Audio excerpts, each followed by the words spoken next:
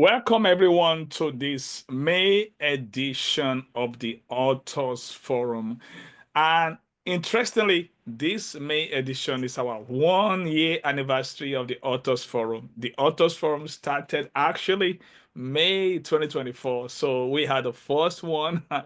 There are five of us on this platform, and Coach Remy happens to be right here. She's one of the foundation member of the Authors Forum. So it was a quest to share ideas, inspire, empower, aspiring authors on what it is to write a book. And then we started inviting different guest authors so that we can have varieties of perspective and to help people. And the good thing about the Authors Forum is many people have been inspired. Some have already published their books. I remember I was a guest speaker at a book shower. We call it book shower is when you are bringing out your book, like baby shower. So I was Mhm. a guest speaker, and the lady said it was based on the inspiration that she received from the Authors Forum that Mm. make her to write the book. It was a book for kids and titled "Where Did the Money Goes?" And that was Coach Sandra. And I'm really excited that many people. I mean, so I can count so many people like that have come to Authors Forum, and we have Coach Tiffany. And when I met Coach Tiffany, all she got is a manuscript. So when she came, she was inspired and about the book writing. I remember she came as an audience in the month of January when we have Dr. Kenisha Williams, and she got so much inspired. And after that, she came out with her book, and in fact, she was our guest in the March Authors Forum. So that's what we do. And here today Fantastic. we have another guest, Coach Amy Shaw. Coach Amy, how are you? I'm great. How are Oh yeah, you? yeah. We're glad to have you. And tell us something about yourself. Yeah, something interesting about yourself. Yeah. Something interesting about myself. I'm an artist. I love color. I take great delight in beauty. Mhm. Um, I speak Chinese. Um, Really? yeah. Uh, Wow. and I love the ocean. I love to be at the ocean. And I love to be really silly. Maybe you Mm. already know that about me, though. I think I have a little clue. But you actually really silly in a good way. You know, you can be silly in a bad way. And I think it was the real artist inside of you that Mhm. found expression in a very unique way and all that. And I believe so much in just being creative. One thing that really touched me that you mentioned in your bio is even when you go to give a keynote address, you can start painting for people, Mm. and that was very unique. But today we want to talk about the author aspect of you. So, Okay. Coach Amy has just brought a new book out talking about navigating goodbye. Yeah. So today we want to just learn about, what we do is when we bring guest authors, we want to learn. Tell us what inspired you to write this book, and when did you start conceiving the idea of the book, Navigating Goodbye? Well, I would say that I always wanted to write a book. I figured that I would write a book more about the story of our lives. My husband and I, we have 10 children. I guess I didn't mention that, and something interesting about me. That's pretty interesting. My kids are interesting. Uh, Mm, we we built a family kind of combined between biological children and adopted children from around the mm, world. So we had all kinds of adventures, all kinds of scrapes where God got us out of things and we saw miracle after miracle. So I just assumed that any book that I wrote would be about miracles. mm. And I have heard for at least 2 decades people say, "Oh, I can't wait to get your book," or "Make sure that that story is in the book." And um, so the idea for navigating goodbye, which I do have a copy of it here. Wow, that was beautiful. Yeah, this is my husband and I. Uh, Oh, beautiful brand. Yeah. yeah. So the idea for navigating goodbye actually came um, from the Lord, from mm, God himself, really. And I didn't have the title for a while. mm, My husband was diagnosed really out of the blue with a terminal illness in mm, 2018. And it was a year later that I was actually at a women's event, and I really felt just very strong that I was supposed to write a book, like right now, like in 2019. And I remember just being, I remember thinking that this book needs to be about this phase that we were in, which was like getting a terminal diagnosis and like navigating that between getting that diagnosis and what it looks like living that until the point of death. Now, we were not mm, there at that mm, point.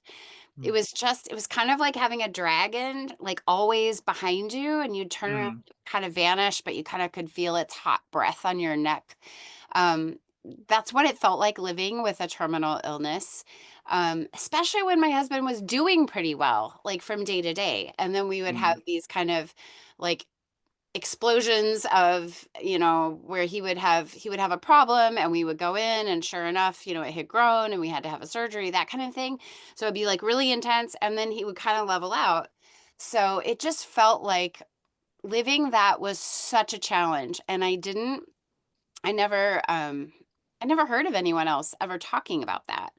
And mm, and so when I felt God telling me that, I was at this women's event, and then it was over, and actually had somebody come up to me and say, "If you feel," she was like, "I have a really strong message for you." And I was like, "Okay." She's like, "If you feel like God told you to do something tonight, he really means it." mm, And I was like, because I mm, didn't know how to write a book. mm, I was all in with parenting our 10 kids.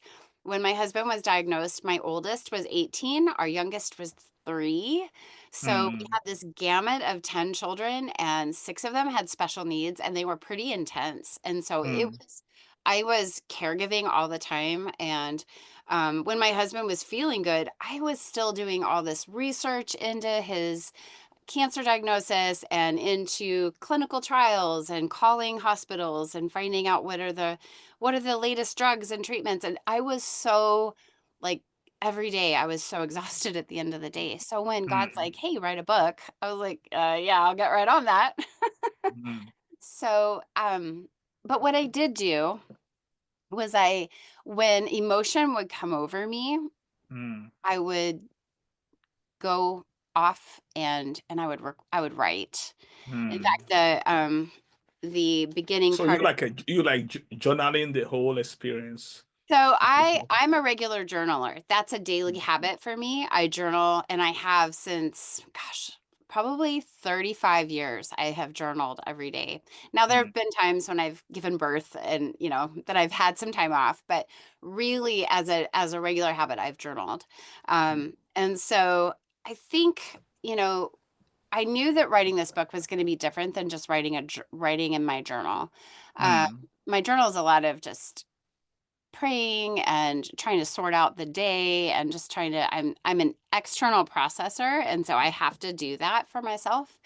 But what I did in 2019, when I knew that I had this kind of commission to write this book, was I would pull myself away, and I would write with that emotion, because I had that foresight that I'm in this window of time between diagnosis and death, and this is really critical to capture the emotion.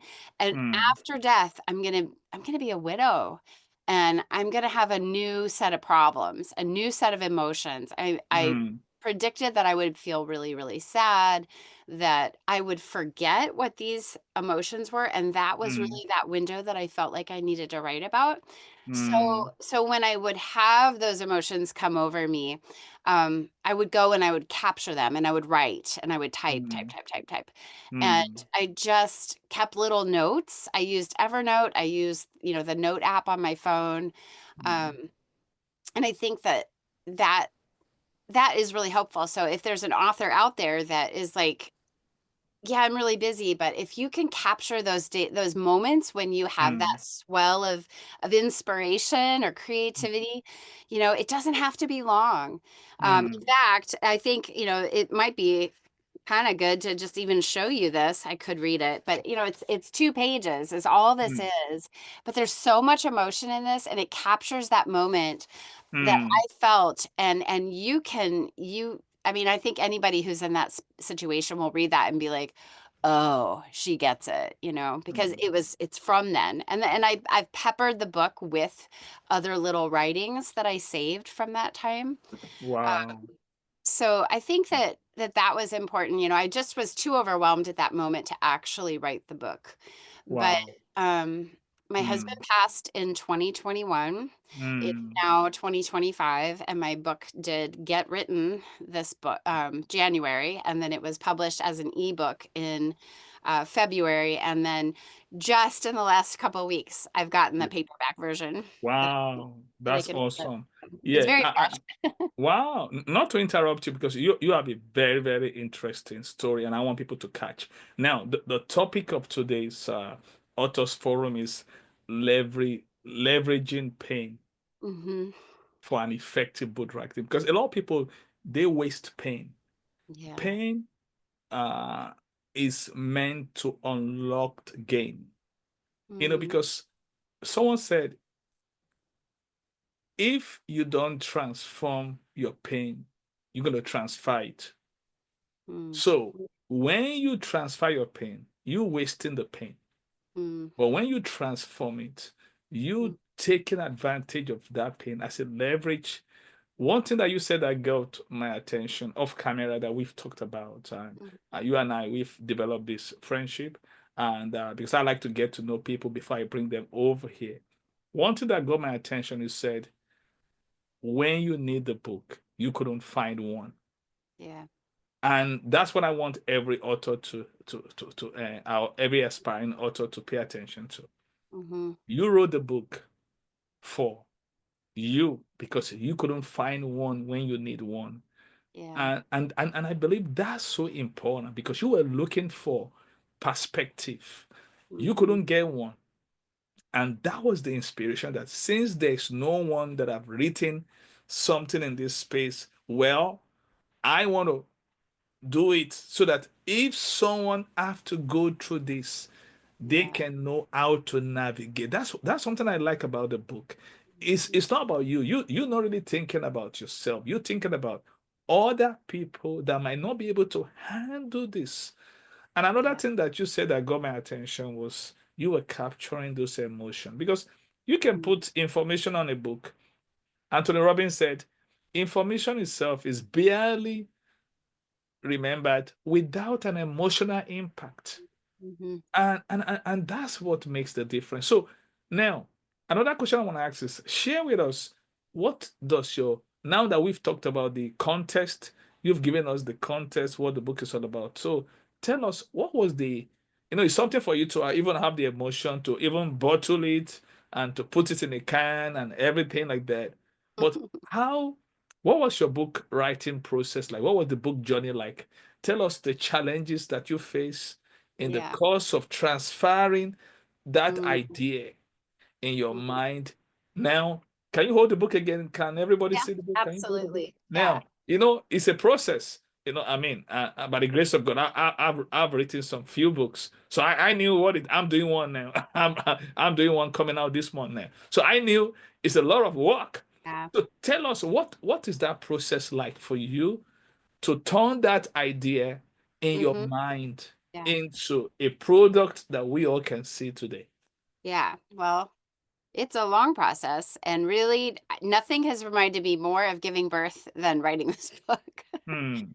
So I think, I was thinking about this, and I was thinking about how I personally operate. Um, I'm a mountain climber. I Hmm. so w- we have talked a lot, the two of us, about habits and about time management, and Yeah. And you always challenge me. You I challenge me heavy. Oh. I'm always striving to be Yeah. better, and Yeah. and I think at the end of the day, the way that I get big things done is I go climb the mountain. And I was thinking about that in terms of, and this is not a new thing for me. Every time we adopted a child, we had to raise this money, and we were choosing children that had medical needs, and we needed to get them home quickly. And so it was like, all right, let's go. And it was, revving myself up and getting my support team ready, and I would raise the money and fill out the forms and get my husband to sign on the line and all of that kind of thing. And we would buy the tickets and we would go and we'd bring them home and we'd get them going. And then there's another kid. Okay. We brought 6 children home in 5 years. Wow. I am not making this up. So I am a mountain climber. And Mm, when I knew it was time to move my family, so last year, this time, um, I was preparing to move my family from Ohio to South Carolina. This is after my husband passed. Um, I, gosh, we had moved 16 times together over our 24 years. 3 of them wow. were overseas. Um, so I felt like, oh, I got this, I got this. But what I didn't realize was that I didn't have my husband there to help.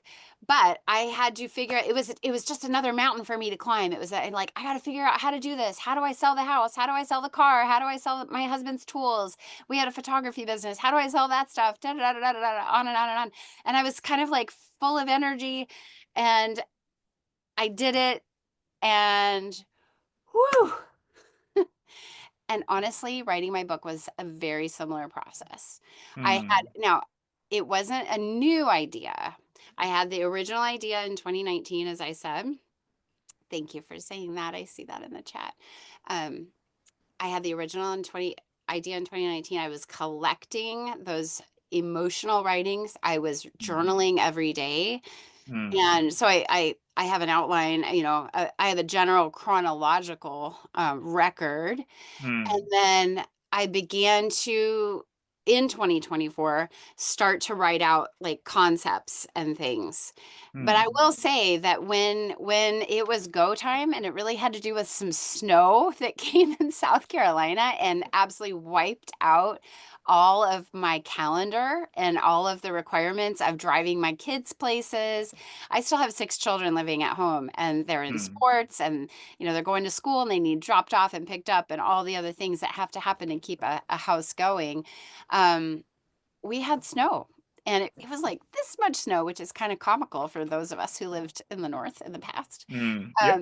But it shut everything down, and I just heard the Lord say, write your book now. And I was like, Mm, really? And I looked, I heard that, and I looked through my calendar, and I thought, yeah, it's all wiped off and like, all cleaned out. And so I went and I talked to my kids, and I'm like, how would you feel if this happened? And I was like sequestered in my room, and I didn't, can you guys do okay? Are you okay eating cereal for dinner? And that kind of thing. And they were good, and they were supportive. And my youngest is so precious. In fact, I've saved it. She would slide little coloring pictures and notes under my door that say, Mom, I'm so glad God's told you to write your book. And I had put a note out on the door, and that's I good. literally locked myself in my room, and I wrote and I wrote and I wrote and I outlined, and I didn't edit. I wrote and wrote and wrote and wrote and wrote and wrote. And so I kind of did that for like 4 days. And Mm, this is probably not, I don't know, maybe it's replicable, if I can say that word. But I'm just being honest. This is my process. I am, like I said, I'm a mountain climber, and I love a mm, challenge. And yeah. so that's really how this thing came into be. And I will Mm, say, I had a friend edit it, and she really, she edited it pretty well.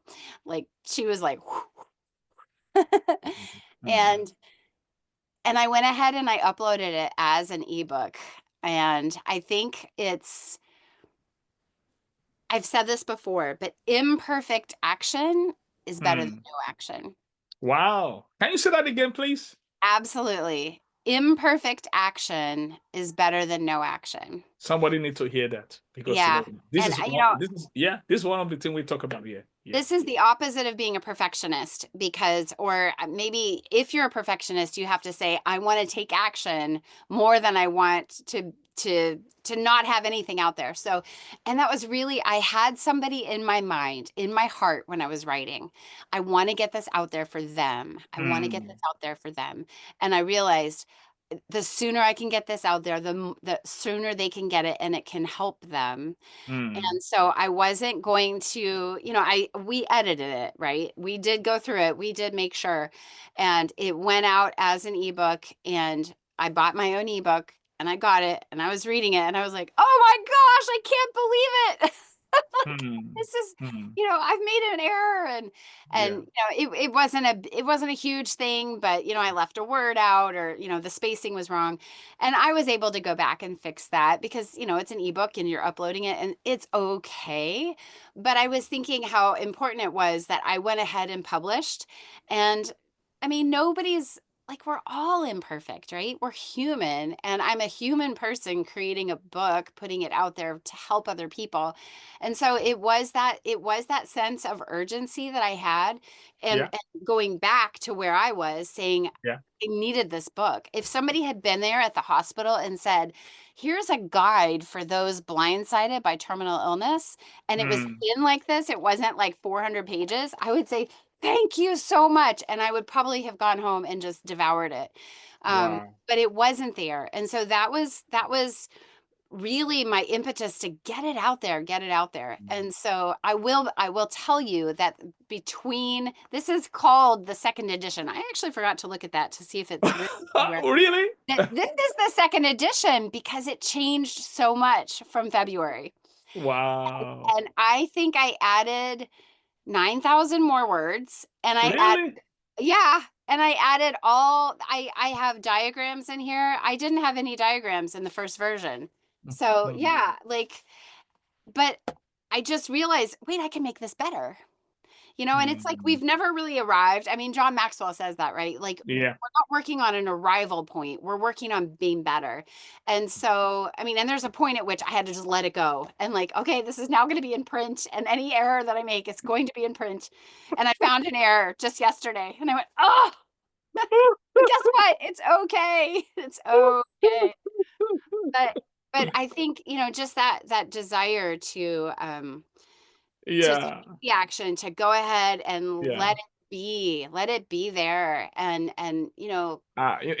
Coach, let me stop you right there. Someone yeah, said, share the link for the book. This yes, this book is so great that people want to get it now. Put the link yeah. in the chat box.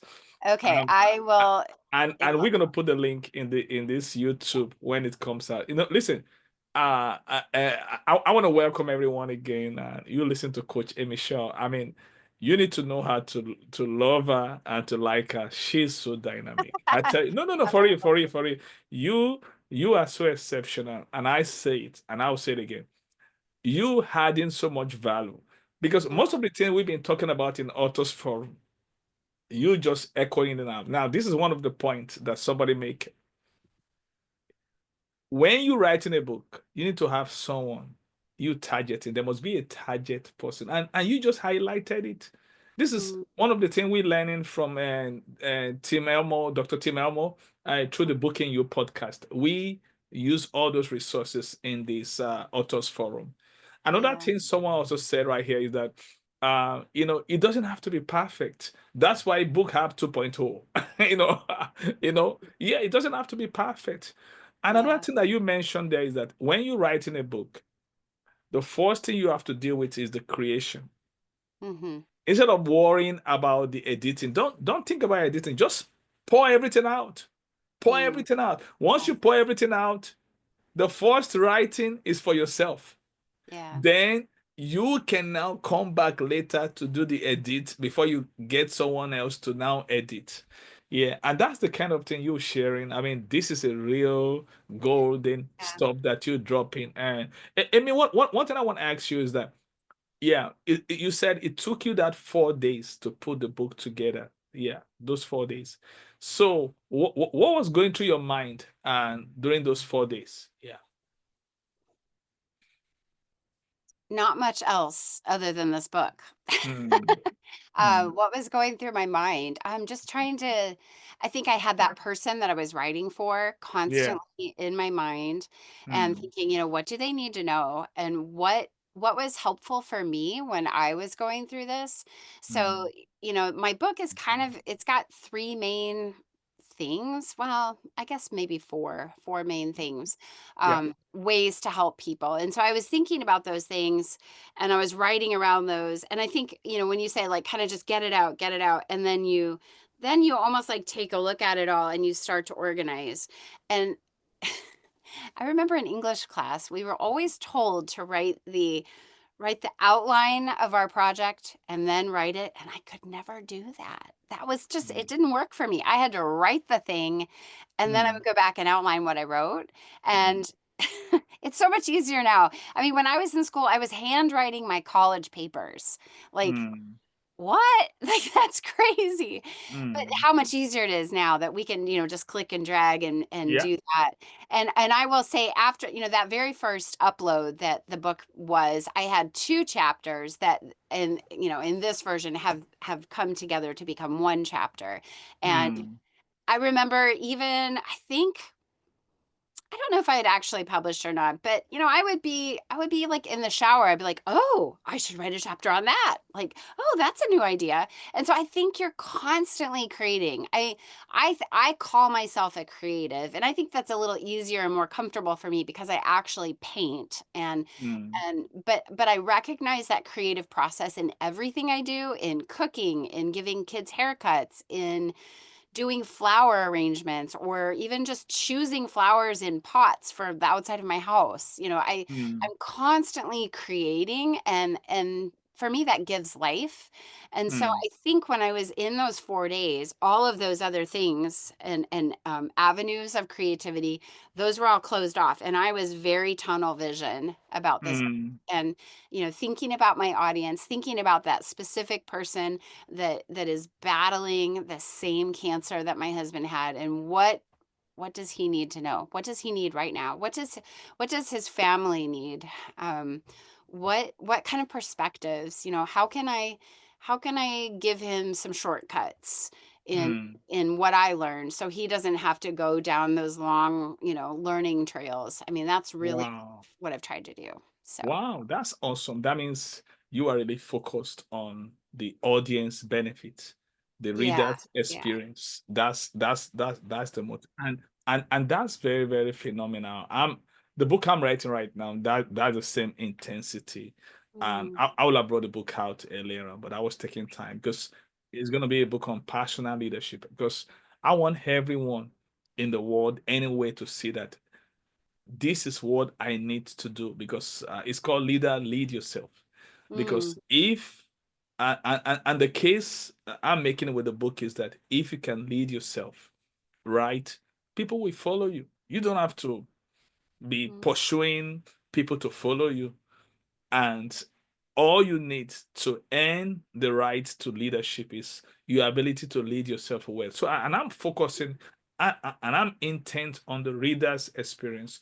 Now, Amy, I want to ask you a question. This is a very, very great question. Now, uh, the motivation for writing this book is to serve. So mm. you were not writing to be the best seller, you're writing to be the best server. Yeah, for sure, for You sure. know, I came up with that. The best seller. Because a lot of people don't want to write the book. I want to be the best seller. Listen, I don't have any problem in people being the anybody can be the best seller if you have as much people to buy the book. Mhm. But I think the real drive should be, and that's what I see in you. You want to Mhm. serve someone going through that experience. You Yeah, want to serve someone. Can you speak to that for upcoming authors yeah, about the need to serve than to sell? Can you just mm, speak to that? Because yeah, yeah. yeah. Well, and I think, it's kind of hand in hand because I do wanna sell the book because the more it sells, the more it pops up for people when they do their search. I want it to be a quick thing like, "Oh, what's this book?"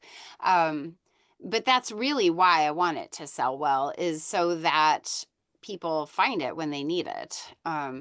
I think I don't know. I personally have never been motivated by money. It was very frustrating for my parents. My Mm, dad specifically, he wanted to motivate me with money.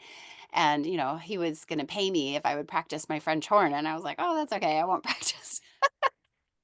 But mm, I think knowing the hardship that we went through, going through cancer, what those moments were like, and the hope that we had going through it, the perspective that we had, and we had quite a following. We had served around the world, and we mm, had we had a lot of friends that were really involved in watching my husband's journey, mm, and they were very interested in my updates, and we had a time. So my husband was told that he would have 6 to 12 months to live after he got his diagnosis, if we chose to do treatment. If we didn't want to do treatment, he might be gone as soon as 3 to 4 months, because the mm, cancer was so aggressive. So we made it a determination that we were going to really celebrate. We were going to live that year to the hilt. We were going to get the most out of it, mm, and that really shocked people. I think mm. they were just like, oh, this is such a different response. And then he actually lived 37 months, which is Wow. just an amazing thing. Mm, But I think, so he passed in April, and it was the last day of December that he had his first grand mal seizure. And that just kind of opened the door for seizures all the time. It was very intense, it was very hard. mm, And I had not given anyone an update. So people knew I had, like, maybe said a little bit about, like, please pray, and they didn't know why. They didn't know what was going on. So I did a Facebook Live. And actually, in the very back of my book, I give a QR code to that Facebook Live, because, mm, I've said in here, like, I've got bonus material for you. There's You can read this whole book, but if you really want the uncut, raw emotion, mm, go watch this Facebook Live, because it was about 3 to 4 months before my husband passed. And I was just talking off the cuff. I did not look in the mirror before I went on on live. I did not mm, have my hair done. I didn't have makeup on. I was sitting in the corner of my bedroom, and I was just very, very real, and just saying, this is what's going on.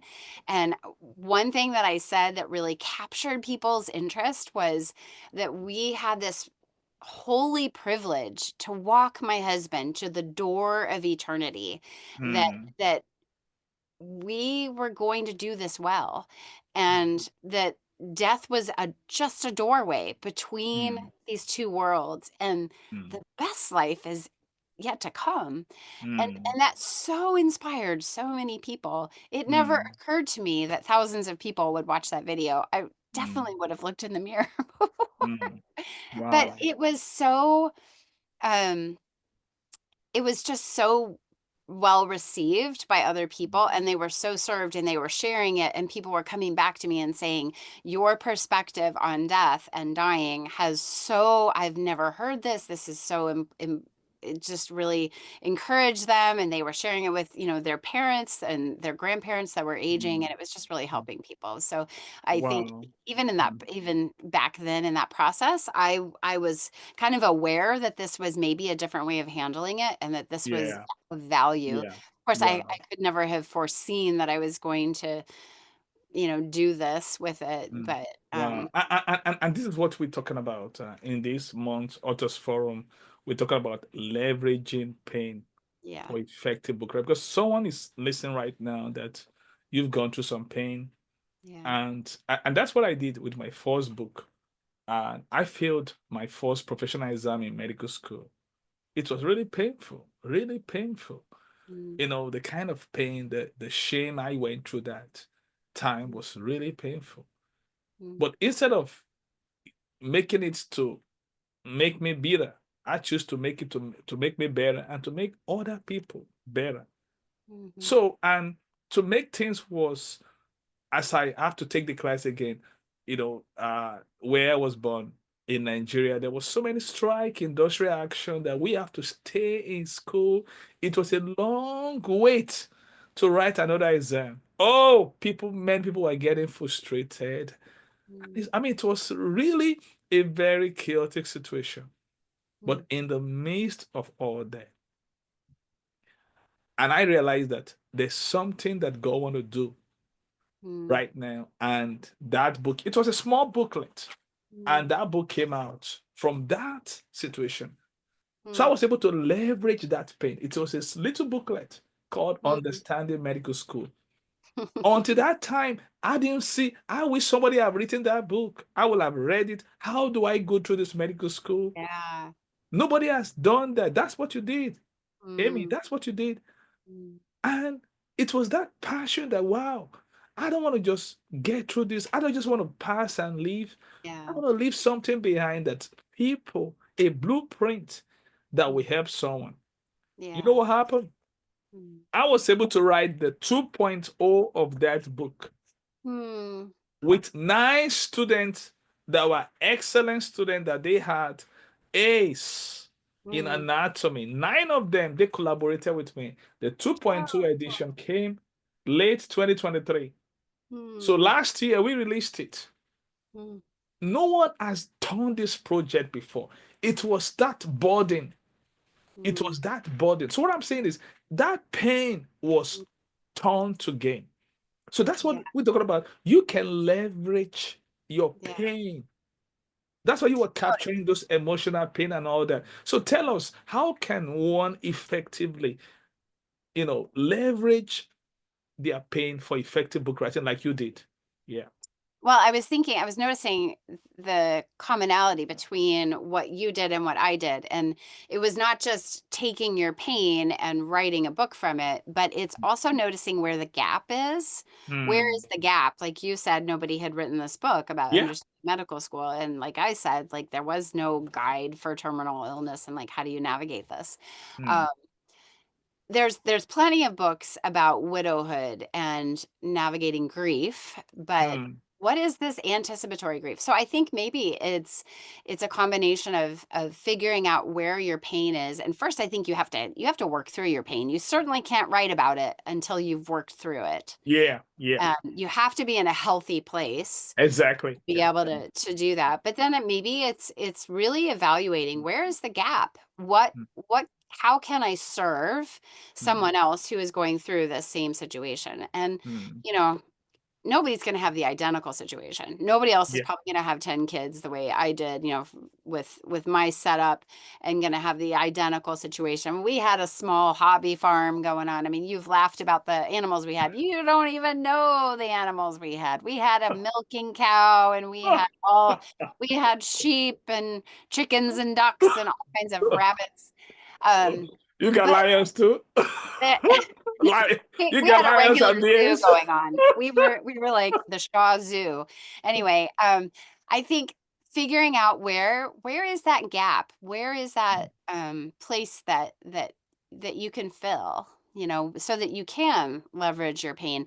You know, one of the most painful experiences I had, we lost 3 babies as we built our family, and it was Hmm. our idea to have, like, I wanted 10 kids, my husband wanted 4, so we settled on 6. We were going to have 6 biological children, Hmm. but we were losing babies, and one of the most difficult was our full term stillborn. Hmm. That was such a it was a life altering Hmm. loss. But I remember thinking, since we had already gone through it twice before, not exactly at that point in pregnancy, this was Hmm. the final week of pregnancy. It was just so stunning and so horrific. But I Hmm. remember thinking, this is going to hurt. Hmm. But so I have to go through the pain. I might as well like mine for treasures. I thought of it as like a tunnel of darkness, and there is a light at the end of the tunnel. I always knew that. But this dark tunnel is terrible. I mean, walking Hmm. through pain it's just it's just awful for you. And Mm, so often I think we want to just grit our teeth and close our eyes and just run for it, run for the end of the tunnel. But when we do that, we miss goodness, we miss mm, things.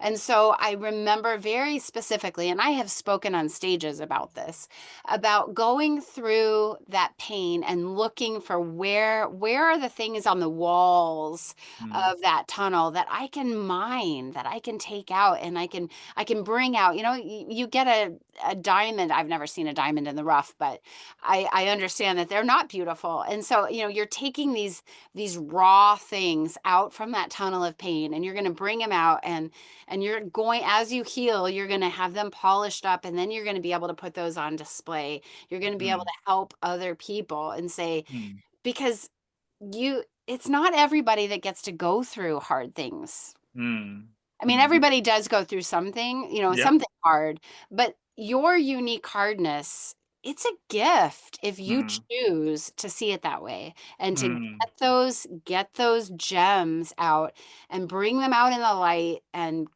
do the healing process, polish those things up, and then you've got some real raw material that you can write from, that you can mm, rewrite something that's going to connect with people, because you're not writing about something you haven't experienced. You're writing about mm, where you've been, and that is mm. going to connect with readers. Wow, that's awesome. I mean, Amy, I tell you, you're such a gem. I tell you, there's so much gold to mine from you. One last question I'm going to ask, because I want to open up for Q and Oh, A. sure. I know Sure. they've been, so much people have questions to ask you. What, what was the greatest lesson that you learned from your book writing journey? What was the greatest lesson that you learned? Um, I think I've probably already shared it, that I'm not going to be perfect, and to not allow that desire for perfection to stop me. Hmm. Um, Hmm. I Yeah. just I think being willing to put yourself out there, Hmm. Being um, willing to be vulnerable. Yeah. yeah, being willing. It's interesting. I think I've probably already had this, because I've been creating art and then putting art out there and saying, Hmm. hey, this is something from the inside of me that I've shared with the world. And it's done in color and it's done in brush strokes. But here's something with words, and it's from things I've experienced. So it's a real similar process of Hmm. like exposing yourself and not allowing the naysayers to, you got to plug your ears and just, keep your eyes on who your audience is, because this is Yeah. not going to connect with everybody, and I'm aware of that, and that's Yeah. okay. Like, I'm not writing a book for everybody. And I Yeah. think that's probably an important thing too, that you can't you can't write a book that everyone's going to like. You're going to have people that aren't going to like it, and That's awesome. you have Yeah. to be okay with that. That's great. Okay. It's time for Q&A. I know many of you. Listen, you don't have to eat a whole cow to know a good meat, and so we're Is gonna that have a Nigerian saying? no, no, no. That's just your saying. It's a universal saying. In fact, I had that right here in Philadelphia from an Oh, African American. So you don't have to eat a whole cow to know a good meat. you don't So have we to. got Q&A now, and pardon us, we might need to extend a little bit of time because this lady you see right here, I tell you, we're gonna milk her. We're gonna milk, take all the milk from her. There's a lot of bovine references. Yeah, that is why we bring in. I already told her she'll be speaking at the parent leadership conference, and Amy is so dynamic. I tell you, she's so unusual. She was able to make it to the stage at the Maxwell Leadership, and I mean stage time. Listen, I've never made it to that stage before. Amy made it to the stage, and if you see her on the stage, see. Oh wow, wow, wow, wow. Once you finish speaking, oh wow, it You're so was a real class. I have to go and watch that speech again. So we're gonna start with Coach Sandra, another author. She is the author of Where Did the Money Go? I was privileged to cute. be a guest speaker at a book shower. Yeah, we having a book shower Oh, right here. Yeah. book So Coach shower. Sandra, what's your question for Coach Amy Shaw? Yeah. Wow, thank you so much, Dr. Mike, and thank you so much, Amy. One of the things I like about Dr. Mike is how he connects you with other people, and Yeah. that's one of the things that this author forums does. So thank you Yeah. so much, Sir, for the amazing work you do, and you are such a phenomenal host. Yeah. I'm not just saying it, but everybody who came to my book show kept saying it. No, that man is good. That man is good. Oh, praise God for that. So thank you so much, sir. You're Thank you, welcome. and hopefully your book will get in soon. Please, just trying to handle some personal stuff. Yeah, you're welcome. So it's more of like an just a word, not really like a question. So Amy, first I want to say you're really a strong woman. First of all, to have the desire to want to have like 6 children. I just have two, and I know how, how you go through everything. So you're Mm, really a strong woman, and how you're able to bring lessons. And I like the word you said. You said we're going to enjoy this season. mm, Mm, So it touches me a lot because I'm someone who tried to run away from touching stories like this just because of some of mm, the trauma I've been through personally, loss mm, of loved ones. So anything like this I try to avoid. It gets me very emotional easily. yeah. But I'm gonna get the book. I'm Aw. gonna be scared to read it because I don't want to be crying, but I would get the book. Thank you so much. And also, it's very motivational. When you said you wrote your book in 4 days, I'm like, 4 days. Wow.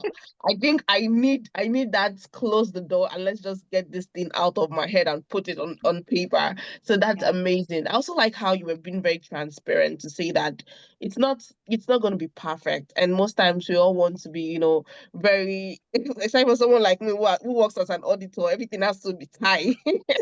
So it's always a struggle, but it's so good to hear that perspective. So I'm gonna put all those things mm. into action. There are so many other things that I learned from what you said.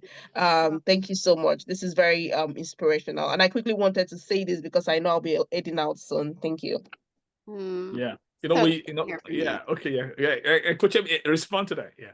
Yeah, I was just gonna say it's so affirming to me to think that, that there's something that I've said that's inspired somebody else. I feel like, it's just my first book. I've never done this before. And like I said, I do these mountain climbs and like can other people do that? I don't know. I mean, I don't know. I feel like it's a better thing to like, oh, you should write for 20 minutes every day and then, you come back and you put it together.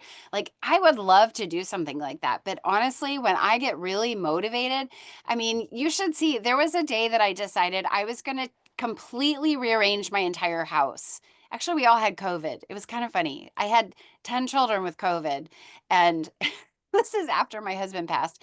And I decided that I was going to take everything down off the walls. I just do that. Like it's crazy. And I put everything into one room and I just let it all hush. And then I put it all back in different places. And I was moving furniture and it was so fun for me. But like, that's what I do. Like, I just do these crazy things. And then I have these mundane days in between. So Mm, I, mm, I'm in, I'm thrilled that I can inspire you because I mm, feel, I feel like I'm just kind of crazy. mm. Amy, I've said it many times. You're very inspiring. And one thing about you is that your inspiration is coupled with humility. That makes it. Well, when she was invited, she said, "Oh, what do I have to share?" I said, "Amy, you got something to share." And that's it. And yeah. So thank you, Coach. Chandra is gonna be one of our guest author. We're gonna bring her up. I think we bring in August or September for the guest author. Now, any more question for Coach Amy? Please, everyone, please feel free and turn your Thank video you, on. Dr. Mike. You're welcome. You're welcome. Yeah. Anybody else have question for Coach Amy? The link for Coach Amy is already right there, and I can see the link for the book is right there. Yeah. So Yeah. anybody have a question? I'll put my other link in here. Okay. Yeah. Yeah. So walkthered.com and walk the red is kind of like from the red carpet, that analogy. Walkthered.com is where you can get a hold of. I've got my book linked there as well as podcasts that I've been on and just other ways to get a hold of me. So And also we had a podcast with Coach Amy. mm, You can go and listen to her. There's something she talked about how the husband, before her death, she dressed and all the kids, they dressed up in their wedding gown, and the men in their suits. He walked all of them to the altar, and I mean that was phenomenal. So I don't want to say it now because of we focusing on the book writing right now. Right. So you can get that on That the. story's in here. So if you read it, you'll hear. You get it right. Yeah. Okay. Any question, please, on book writing that you want to ask Coach Amy? Please, feel free. And the grace period is still on, and you can turn your video on. You can put your question in the chat. Whatever you're comfortable with, feel free to ask question. Yeah. The stupid question is the question that is not being asked. So there's no stupid question. Right. Yeah. Anybody have a question to ask, please? Feel free. This is your moment. This is your time. Yes, Coach Remy. Yeah.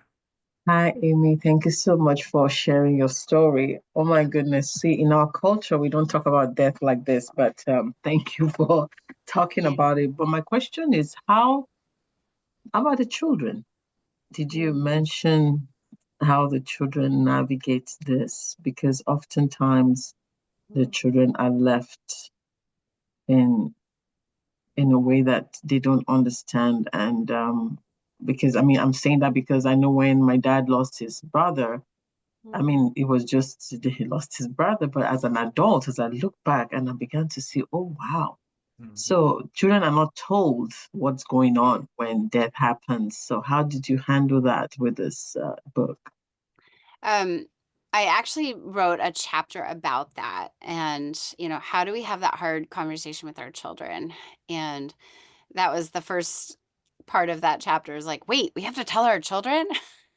Because I do believe, I firmly believe that children are more capable than what we give them credit for. And I've talked with enough families that just took the opposite perspective, where they said, we're going to protect the children and try to not let them know what's going on.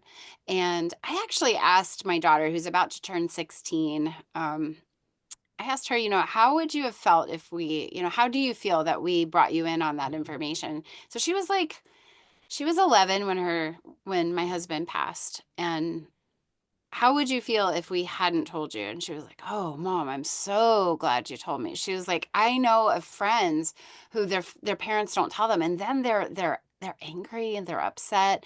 I talked with someone who lost his wife, and they made a real effort to not tell their children, and then they've really struggled after that, because they said, oh, you made a decision for me that I didn't have the power to spend that special time with that parent, because you kept that from me. And so there becomes this anger.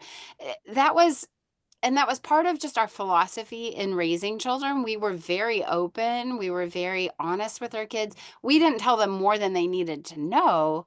But when we came home that day, when we really got that news that this is really bad, we're going to lose Dad. We sat our kids down. I remember sitting in a circle, and we said, we have some hard stuff to say. And we used the word cancer, and Dad has this thing called cancer, and it's in his brain. And this is what doctors are telling us. This is what we know, that God loves us, that God's faithful. We know that we can ask for healing. We talked about all of that and just put it out there on the table, because I think as adults, when we're unclear about what's going to happen, we don't want to tell kids. We want to have it figured out first. And I think it's okay. And I think kids appreciate that. Well, they take their cues from the adults in their life. And so we firmly believed that we were going to be okay, even if the worst thing happened. And in our minds, the worst thing happened was Brian actually dying of cancer. And he did. And we are okay. And, part of that was being surrounded by other people who had been through this and who told me that and said they were okay. They were serving me. And I was like, wait, you did? You lost your person? Like, what? You're okay? And so to see somebody else that was okay gave me that I'm gonna make it. I'm gonna make it, even if the worst thing happens. We begged and pleaded for God to heal him. And I really do believe that part of that 3 years he did receive healing, because he had no treatment for like 16 months. And we had so much fun in that time. Mm. But I think allowing children to come along the ride, so that allowed us to go through the entire experience as a family. And you know, it was an unknown, but we did it together, and that really helped bond us together. And Mm. um yeah, I'm just thinking about different times in that journey and when he Mm, actually did pass. I mean, it mm, was it mm. was you know, Yeah, yeah. But the bottom line is just like Liz, you have yeah the issue, and there was something in the book that helped the kids to navigate those process. yeah. Oh, that And was just, great. our honesty with our tears. And Yeah. I told them all the time, tears are a gift from God. They wash your soul. They allow you to clean out. It's okay. When you want to cry, you cry. And just a second, I'll be right back because I have to cry. I would do that, and they would see that, and they would see that this is normal. It's an okay process. I think Mm, our culture doesn't want to talk about death. Our culture mm, is like, men be strong, don't cry. And mm, really, the moment that we came up with the idea for this wedding walk, we were crying with our kids. We were sitting and crying with our kids. We were sad. mm, We didn't know what was going to happen. And that was where my husband said, "You guys, I'll do anything you need. I'll do anything you need. Is there if there's mm, anything I can do to make this easier for you?" And that was when mm, my daughter said, "Will you walk us girls down the aisle?" Mm. mm, And he did. So, mm. And everything was recorded everything was recorded. Yeah, to and be I played. actually have a daughter getting married this summer, so So they'll be playing it on our they will wedding. play that. Yeah, Wow, that's awesome. Well, thank you. Oh, wow. Coach Remy, that was a beautiful question that was you a just great asked. And, question. and I'm glad that you brought that question up so that, because Coach Remy, she's an advocate of teens, children, and all that stuff. So she Yeah, spoke yeah, she spoke books. from that perspective, and also for the parent too. And there are some people that they don't know how to spell parent and parenting. Yeah. So I think we got one of them right here, Dr. Ayo. She doesn't know how to spell parenting. When she wants to spell parenting, she will say parent, Pare. Instead of Ting, she will say Teen. So she spelled parent and teen because she Mhm. has a passion for both. Yeah. Dr. Ayo, do you have any question for Coach Amy? I just call you out. She's one of our great leader in the Lamb Global community. Do you have any question for Coach Amy, Dr. Ayo? She has actually answered many of the Or questions that I comment? had. Yes, yes, but I just appreciated the teaching, the authenticity, the way she really highlighted the practical steps in using your pain to really tell your story. I know Mm, that sometimes when I go through pain in my home, maybe with my children, it's as if there's this mental block that just takes it away. That day, I might not even necessarily journal in full. And one thing I've learned is you could actually journal your pain down and use mm, that, right? mm, Use that for your stories mm, and use it as a teaching point to help other people mm, navigate the same challenges that they're having. mm, I just noticed that I just have this blankness in my mind. And I like the fact that you also, sometimes people feel their stories make them feel like failures, right? mm, And they don't even want to write it down. They don't want to think about it. They don't want to um, share it, mm, until they come at the end. They're like, okay, yes, I've succeeded. Let me share the story now. mm, Whereas you could actually share that story along the path of your pain. mm, And the focus is really helping people that mm, they will not make the same mistakes, or helping people to think through those pain so that mm, they can also be prepared on what to do. So thank you so much. Thank you for Yeah. sharing all that and for just being open and vulnerable. Yeah. mm, Absolutely. Well, I'm thinking also the importance of not just journaling, but also going back and really learning and trying to say, what is the lesson that I learned here? What Mhm. are those things that I can pull out? Because that was an important thing to me. Somebody actually posted that I wrote a book and said that I wrote a memoir, and I asked them to change it. Like, it's really not a memoir, because I feel like, I really worked to pull out what are the things that I can, pull out and say, here, take this, so That yeah, I was think that awesome. Yeah, Yeah. great. Coach Sandra, you got a question again? I saw your hands. Yeah.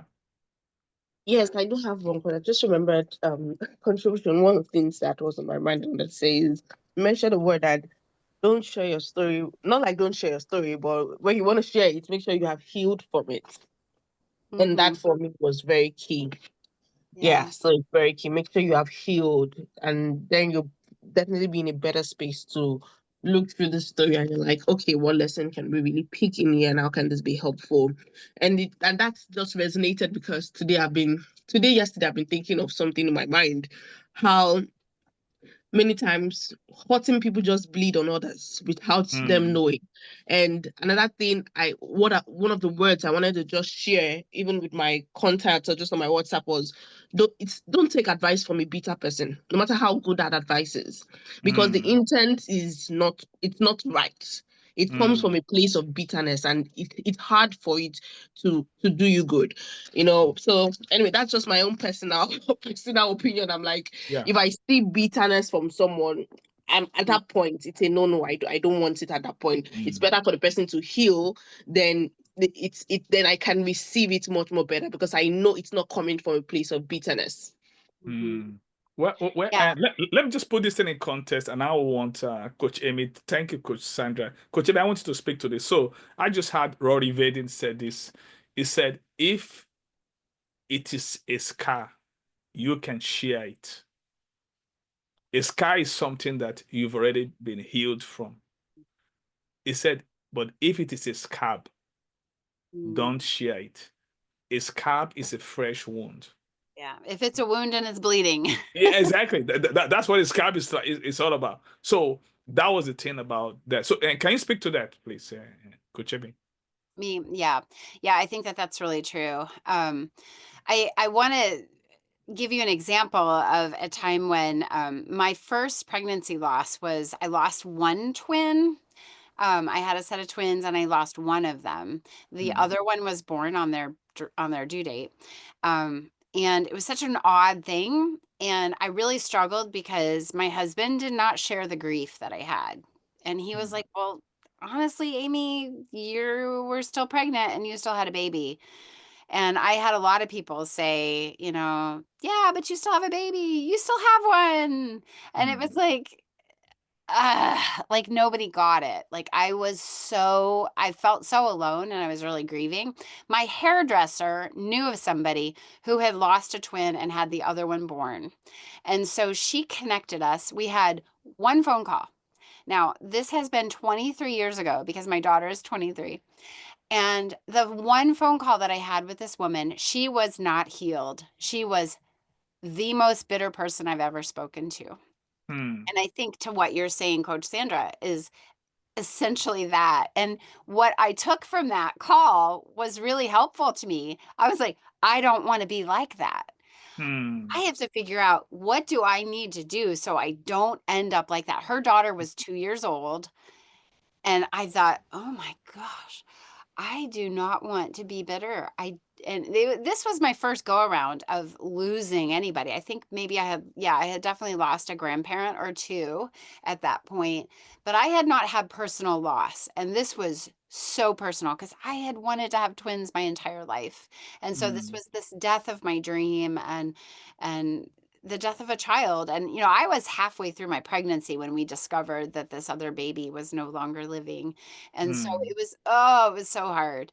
And it was an example of that.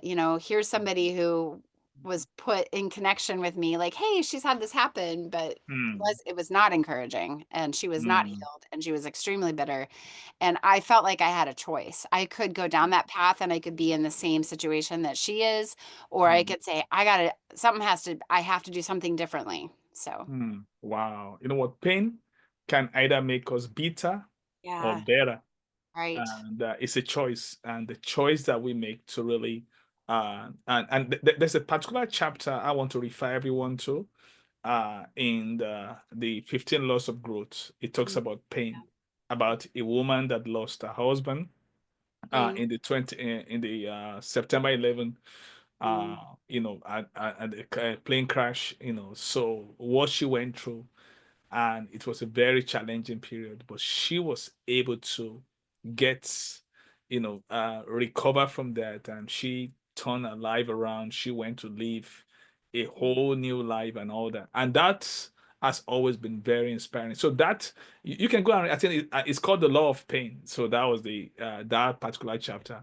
And Coach Amy, we just want to say thank you for you. making yourself available, making yourself vulnerable, and showing up for life and inspiring so many lives today. It's been a real refreshing time with you. And I believe, so many people have asked that, please, will this be recorded? Yes. We're going to Mm, make this available at the YouTube. It's going to be coming out tonight. And then we're going to be putting the link for your book so that people can easily access it. And we want to say thank you for your time. And this is happy. the number 2 commitment. I'm coming for the third one. I'm Oliver Twist. I always want more. Do you have any closing comments, before we leave tonight? I just would encourage everyone to really reflect on, the hardships that you are given, that you've been entrusted with them, and what makes them so hard is that they're actually hard. I it's not easy going through these things, and I think if you're in the middle of something hard, remember that you can get through it, Mm, and it may be the very thing that you're called to serve in. mm, And then it really brings purpose to the pain. mm. Wow, there's a purpose for every pain, and that's great. So thank you, everyone. Next month we'll be having Miss Marissa Nelson, and she just came out with a new book called Live Life Rich. Mm. And so she has agreed to be here next month. And don't forget, it's gonna be great. It's gonna be great. First Wednesday of the month of June. So we're gonna have Miss Marissa Nelson. Coach Amy, thank you so much, and thank you everyone.